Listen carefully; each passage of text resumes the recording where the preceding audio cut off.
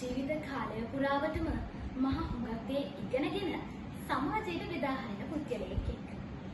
ඔහුගෙන් අපිට ගන්න තියෙන, ඉගෙන ගන්න තියෙන දේ මහ ගොඩක්. සේවා කාලය පුරාවටම අපි වෙනුවෙන්, රටේ අනාගතය වෙනුවෙන් මහඟු සේවයක් කළ මෙතුමා අද විශ්‍රාම ගියා. නමුත් අපි වගේ ශිෂ්‍ය ශිෂ්‍යාවන් එක්ක, සමාජ සේවකයන් එක්ක, රාජ්‍ය සේවකයන් එක්ක, විවිධ සමාගම් එක්ක මෙතුමා කරන සේවය අපට මහඟු ආදර්ශයක්. එමෙන්ම සෑම පැතිකඩකින්ම භාෂාවෙන්, දේශපාලනයෙන්, මැතිවරණයෙන් එතුමාලද අත්දැකීම්, එතුමාගේ දැනුම අපේ අනාගතයට, රටේ අනාගතයට හුඟක් ප්‍රයෝජනවත්. කිසිම අවස්ථාවක නොමැකෙන අපූර්ව හිනාවත් එක්ක ඒ වගේම ඇවිදින පුස්තකාලයක් බඳු දැනුම් සම්භාරයක් වන සෑම අවස්ථාවකදීම අන් අය සතුටු කරන මානුෂීය ගුණාංග ප්‍රදර්ශනය කරගන්න කටයුතු කරන පුද්ගලයෙක් වන එතුමා නමි මහින්ද දේශාපිය. අයිබෝන් සර්. අයිබෝන්. අද අපි සර්ත් එක්ක කතා කරන්න ලෑස්ති වෙන්නේ පාසලක් තුල ක්‍රියාත්මක වෙන ශිෂ්‍ය පාර්ලිමේන්තු වැඩසටහන ගැන. ශිෂ්‍ය පාර්ලිමේන්තු වැඩසටහනේ අපිට හුඟක් දේවල් කරන්න පුළුවන් පාසලක්. ඒකේ පාසලක්.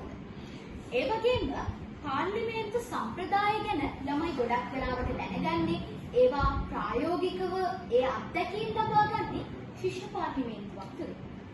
හැබැයි සමස්තයක් විදිහට අපි ගත්තම සිංහල පාසල්, දෙමළ පාසල්, පහසුකම් අඩු පාසල් වල මේ ශිෂ්‍ය පාර්ලිමේන්තු වැඩසටහන නිවැරදිව ක්‍රියාත්මක වෙනවද කියන එක අපිට ගැටලුවක් වෙලා තියෙනවා. මේක ගැන සර්ගේ අදහස මොකක්ද කියලා අපි දැනගන්න කැමතියි. ශිෂ්‍ය පාර්ලිමේන්තුව වැඩසටහන සංකල්පයක් හැටියට ඉතාම වැදගත්. හැබැයි ප්‍රායෝගික තලයේ ක්‍රියාත්මක වෙනකොට සමහර ගැටලු ඇවිල්ලා තියෙනවා. මොකද ශාලා පාසල් වල මේ ශිෂ්‍ය පාර්ලිමේන්තුව හදනකොට ඒ නියෝජිත තේරීමේදී 6 වසරේ දරුවෝ 13 වසරේ දරුවෝ එකම ශිෂ්‍ය පාර්ලිමේන්තුවේ ඉඳීමෙන් වෙන ගැටලුව නිසා නිසි පරිදි කරුණු සාකච්ඡා කර ගැනීමට අපහසුතාවයක් තියෙනවා. ඒකට පිළියමක් ඇටියට කරන්න පුළුවන් කම තමයි මේ එවැනි පාසල් වල කනිෂ්ඨ ශිෂ්‍ය පාර්ලිමේන්තුව සහ දේශ ශිෂ්‍ය පාර්ලිමේන්තුව කියලා කොටස් දෙකකට අරගෙන කනිෂ්ඨ ශිෂ්‍ය පාර්ලිමේන්තුවේ අමාත්‍යවරු නිරීක්ෂකයෝ වශයෙන් දේශ පාර්ලිමේන්තුවට සහභාගී කරවමින් ඒ වැඩ කටයුතු කරන්න යන්නේ. කොහොම නමුත් අනිත් පැත්තේ ශිෂ්‍ය පාර්ලිමේන්තුවේම අනුරුවක් ඒකේ ඡායා පිටපතක් වෙන්න ඕනේ නැහැ. මේක වෙනස්ව සිටින දරුවන්ගේ විකල්ප අදහස් ගන්න තැනක්. පාසල් පරිපාලනයට, රටේ පරිපාලනයට දරුවන්ට බලපාන කරුණු සාකච්ඡා කරන තැනක්. බොහෝ විට කරන්නේ පාසල් භූමි යුද්ධ පවිත්‍ර කිරීම, පාසලේ නඩත්තු කටයුතු වලට වැඩ කටයුතු කිරීම වගේ දේවල්.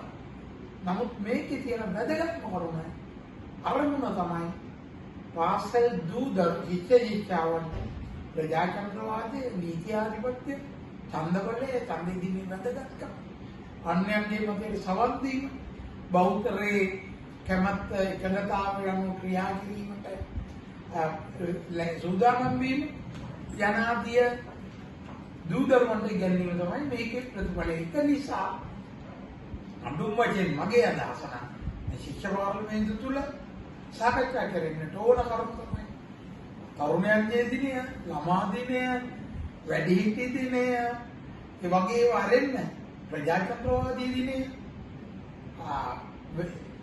වෙනස්කම්, වාර්ගික වෙනස්කම් මත විෂමතා මත වෙනස් කිරීම අත්‍යවශ්‍ය දිනය, ඒ වගේම සමාජ යුක්තිය පිළිබඳ දිනය, ඕවා අවිහිංසා නිෂ්ප්‍රතිචන්දත්වය සහ අවිහිංසා පිළිබඳ පාසල් දිනය, ඔය වගේ දේවල් සාකච්ඡා කරන්න ශිෂ්‍ය පාර්ලිමේන්තුව යොදා ගන්න ඕනේ කියලා තමයි මගේ අදහස.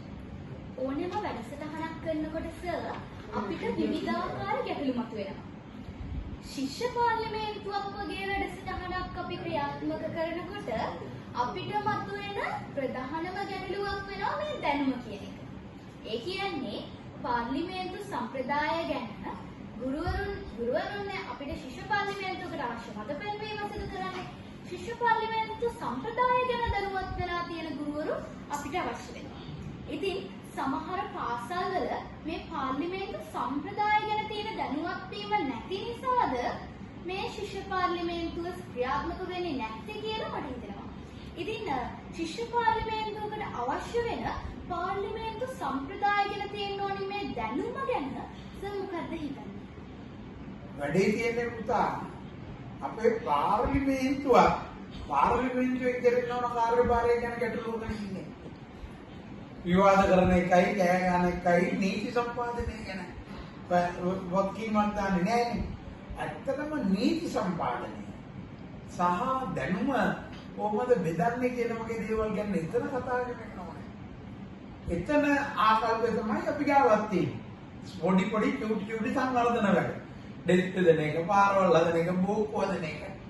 ඒවයි මිදිලා රටේ නීති ව්‍යවස්ථාවේ තියෙන ගැටලු, කාන්තා නියෝජනය, තරුණ නියෝජනය, අවබෝධයෙන් තියෙන ප්‍රශ්න, වැඩිහිටියන් තියෙන ප්‍රශ්න, සමාජ සාධාරණත්වයක් නැති එක, දැන් උදාහරණයක් හැටියට ශබ්ද දූෂණය, පරිසර දූෂණය වගේ ශබ්දයෙන් කරන දූෂණය, ඒ වගේ දේවල් වල ගැන අපි කතා කරන්න එක පාර්ලිමේන්තුවේ වැඩ. ඒ බහැරව ඉන්නේ. ඊගොඩ මූල්‍ය පාලනය. පාර්ලිමේන්තුව සතු මූල්‍ය පාලනය කියන්නේ පාර්ලිමේන්තුව බලන්නේම නැහැ. ආණ්ඩුවෙන් දෙන ඕනෑම යෝජනාවක් පාස් කරනවා. අන්න ඒ වගේ කරුණු. පාර්ලිමේන්තුව අමාපන. මම කියන්නේ ජ්‍යෙෂ්ඨ ශිෂ්‍ය පාර්ලිමේන්තුවේ පුළුවන් මේ සම්මත කරන අනපනක් ගැන විවාද කරන්න. අලුත්